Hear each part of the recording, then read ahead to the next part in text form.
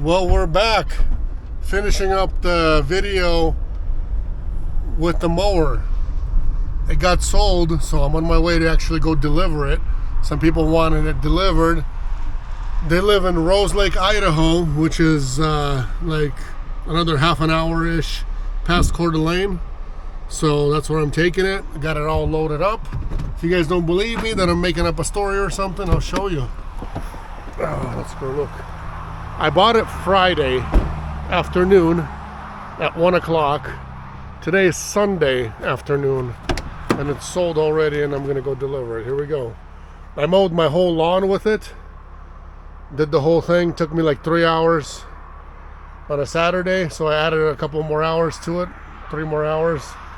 Otherwise, it's in good shape. It doesn't leak anything anywhere. It does not eat oil.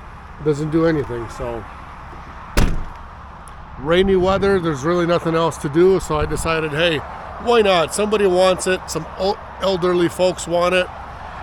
You know, who am I not to let them buy it from me and, you know, go deliver it?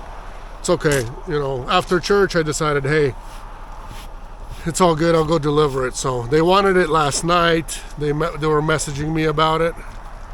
So I told them, hey, I can deliver it tomorrow after church. And this is tomorrow after church. So let's go. I'll show you guys where we'll go see where these folks live. He says he's got some incline and he wants something a little more stable versus the regular riding mower. I guess they've got a regular riding mower, so I don't know honestly if it is or not. I should have,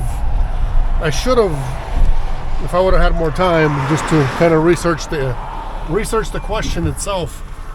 I should have just measured the wheels, you know. If the rear ones on this thing are wider than the rear ones on my other John Deere, the regular one with the steering wheel, to see. But I did come to one conclusion, everybody. One conclusion is real easy, that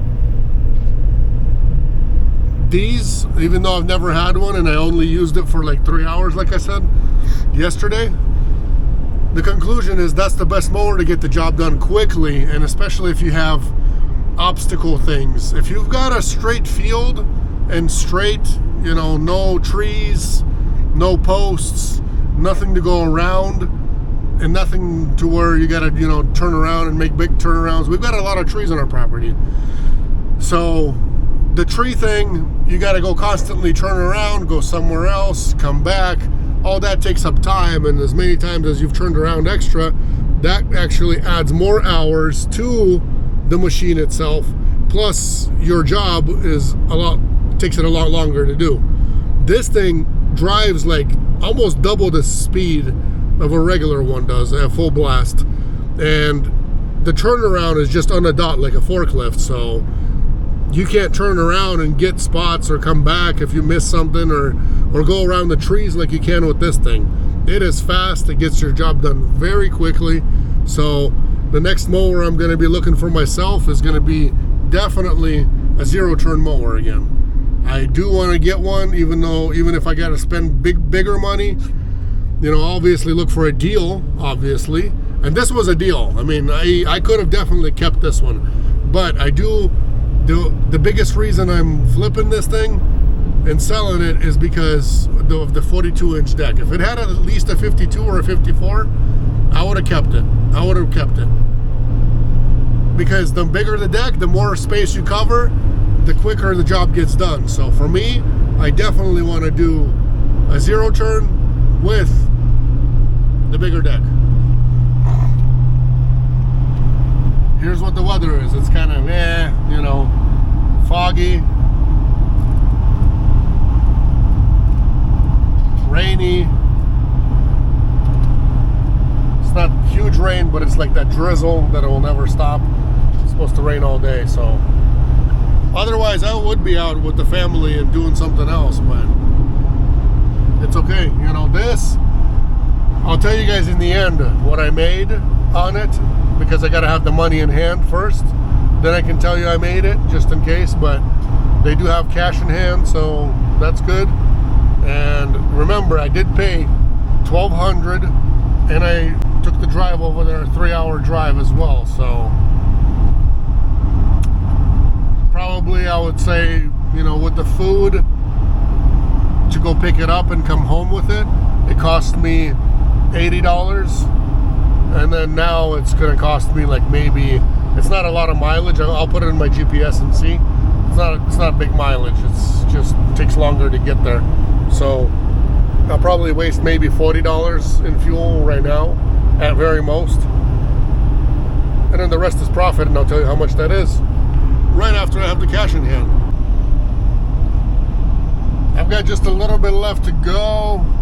I think probably like 20, 40, what is it, 40 minutes to go? Is that all that's left? 20 minutes to go? 20 minutes to go. So this thing was like 60 miles away and 1 hour drive each way. So in the end, something maybe you guys can do on your, I don't know, off time, vacation time, or a weekend. Say if you were getting out from home, or if you're staying home, you know, enjoying your weekend, find what you could flip and make money on in your area. What's hot, what you can get for a good deal. You got to keep looking, man. You got to keep looking, non-stop. You got to look. Not just, oh, I looked at that Facebook once in one day and that's it. The hot deals, they get sold quickly. But you know what? There's scams out there as well. There's scams of like people posting something for a really, really good price, and then they're saying, oh, well, there was a furniture, I'm going to tell you this, 2 weeks ago or so, there's a furniture set being posted on Facebook, and like an outdoor furniture set. And I messaged him about it, and he's like, oh yeah, sure, you can come and look, and then I'm like, okay, when's a good time? And then he's like saying, well, tomorrow at whatever time. And I'm like, okay, I'll be there. And then a few minutes later, messages back and goes, hey, my phone's blowing up all over. My phone's blowing up. Can you leave me a deposit for it? And as soon as he said, leave me a deposit for it, I automatically, you know, assumed that it's somebody trying to pull a scam. So I look at when they created the profile. It was only a year old.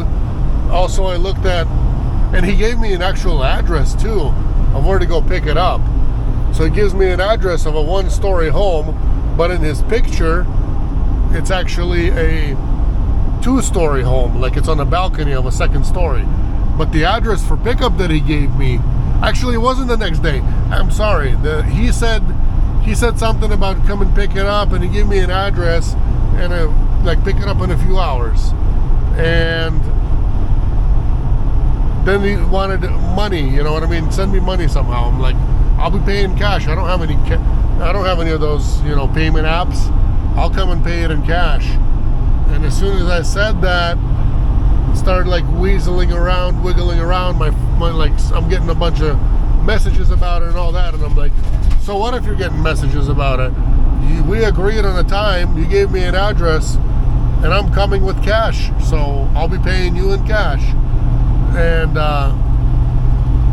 after that, things went quiet, so I looked and I'm like, hey, I caught you red-handed. You're a scammer. You're trying to pull a fast one. And all of a sudden, he deleted the ad and Facebook profile was gone too. So deleted everything because he got caught. And I don't know, within that hour or whatever it was posted, maybe 2 hours of the post, how many people he scammed like that. Because if they send you money via whatever, you're not going to get it back. There's no way to get it back. Venmo or whatever, Cash App or any of those kind of apps, as long if you send money that way, you're not getting it back. That's just a simple fact and a simple scam for somebody. They'll look up an address, they'll post a picture, and they're going to ask you for a deposit. Do not leave them a deposit. Tell them you're coming with cash. I mean, maybe there are some people that are, you know, I've been offered where people offer me themselves, they'll leave me a deposit and come tomorrow or come later, and I just tell those kind of people, hey, first come, first serve, guys. I'm sorry, I just can't, you know, I'm not going to give out anything. I don't even have any of those apps. So, I mean, if really I needed something, then yeah, I could get it, but I don't have any of those apps. Just something a simple scam that is out there I just want you guys to be aware of it. And my brother-in-law did that with something. I forgot what it was. I'm going to ask him today. We have a family get-together. I'll actually ask him today, what was it that he bought like that? And they were asking him to leave a deposit because, you know, they were getting lots of messages. They just wanted to be, they wanted to be sure that he was serious about buying it and he's still going to show up and stuff like that. So they sent him an address and everything of a place that was for sale. So he gets there and the house was for sale. He left a deposit on something. I think it might have been an outdoor furniture set as well, but I'm not 100% sure.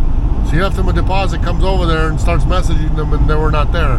And then he realized, yeah, he got scammed because of that. So be careful with those deposits. Never leave any kind of deposit for anybody. Check out the elk camping out right here. These are big beasts.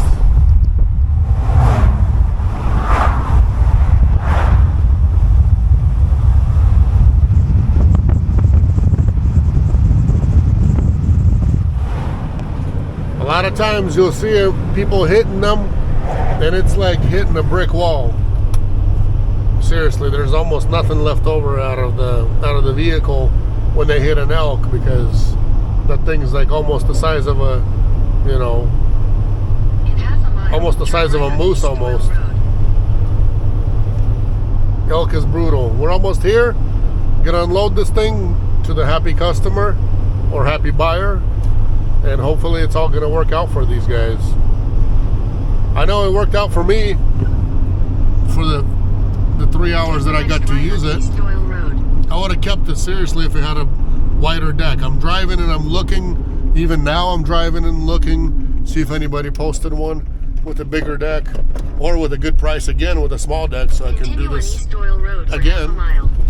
But don't see anything yet.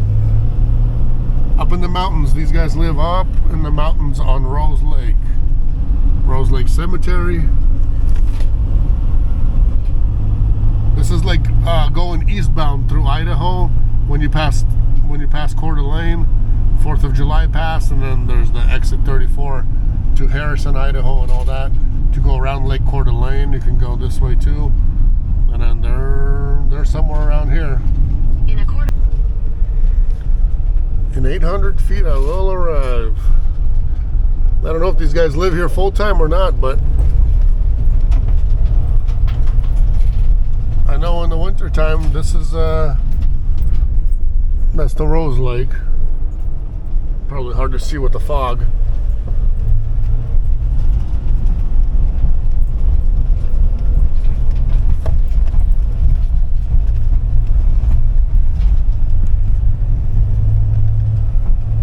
You have arrived. Okay, I have arrived. They have a tractor, and then they have, you know, things like this they like to cut, I guess. He was mentioning to me.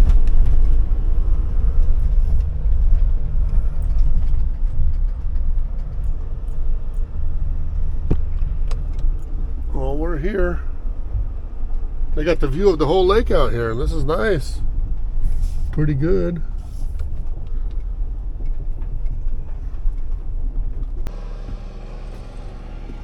There goes the buyer trying it out.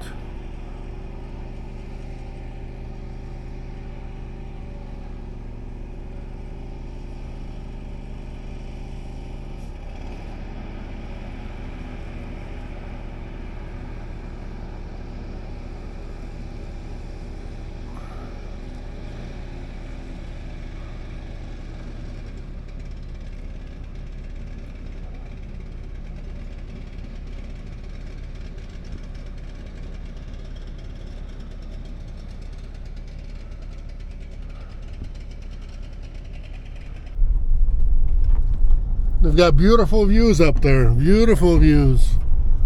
Asked him how much he pays taxes out here, you know, with the lake view and living in the woods. I mean, he is out of town. These guys are half an hour from Coeur d'Alene, which is a small town too, but I mean, it has everything. There's Costco, there's, you know, Walmart's, everything you ever need. And he says he pays like $3,000 a year for taxes here. just because he's got a logger discount. He's got a 60-acre parcel and only paying, and with a nice new big home with the views, and he's only paying $3,000 because he's got a logger discount. So he logged some of the, well, I can see where he logged in front of his home, so he can have that good view over there. That's good. That's smart. The guy's a smart guy, so you know, whatever he logged out of there, he cleared himself a path, maybe logged a few more trees, and now he's got a discount for taxes, because otherwise he would have been paying a lot more. Anyways, bought the mower for $1,200.